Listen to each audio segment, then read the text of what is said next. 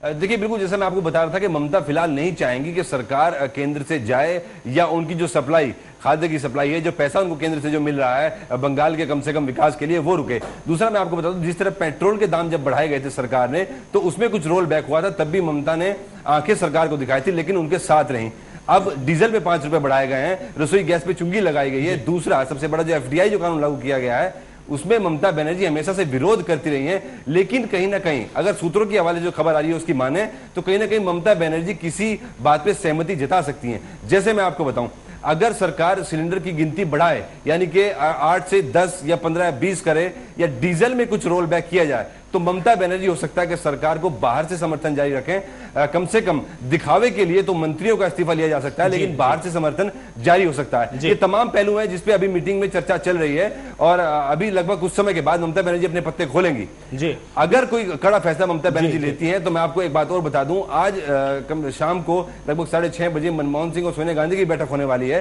तो अगर ममता बनर्जी कोई कड़ा निर्णय लेती है, तो उस पर भी चर्चा शायद मनमोहन सिंह और सोनिया गांधी की भी हो सकती है। कुंवर, लेकिन अगर एक मिनट के लिए ये माना जाए कि ममता बनर्जी अपना समर्थन वापस ले लेती हैं, सरकार से हाथ खींच लेती हैं, मुद्दों के आधार पर भी समर्थन नहीं देती हैं, तो क्या कुंवर आपको लगता है कि सरकार की सेहत पे कोई फर्क पड़ेगा, या सरकार डावाडोल स्थिति में आती हुई आपको नजर आएगी यहां पर?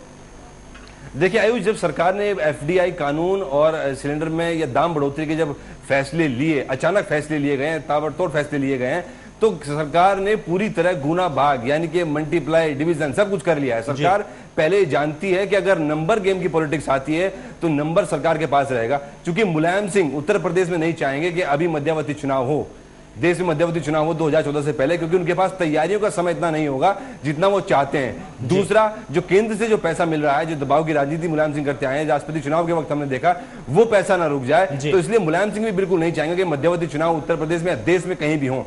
दूसरा सबसे बड़ा सवाल यह है कि अगर ममता बनर्जी अपना हाथ पीछे खींचती हैं, तो मायावती भी सरकार को बाहर से समर्थन दे रही हैं। तो कहीं ना कहीं अगर नंबर की बात आती है, अगर गणित की बात आती है, तो सरकार बच जाएगी, सरकार गिरने की कोई आशंका नजर नहीं आती।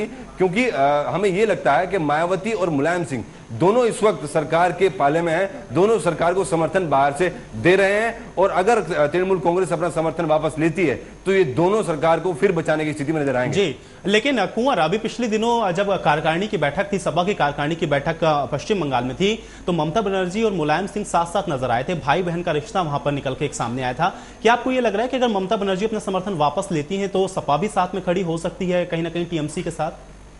बिल्कुल, देखिए, ममता बनर्जी और मुलायम सिंह यादव में जो भाई बहन का रिश्ता हमने अभी मीटिंग में देखने को मिला है, वो शायद तीसरे मोर्चे की कवायद की जा सकती है। लेकिन ये भाई बहन का रिश्ता हमने राष्ट्रपति चुनाव के वक्त भी देखा था आयुष, जब ममता बनर्जी मुलायम सिंह से मिलने पहुंची थी और मुलायम सिंह ने उनको आश्वासन दिया था। कुंवर अभिषेक, यहाँ पे मैं आपको रोकना चाहूंगा। इस वक्त हमारे संवाददाता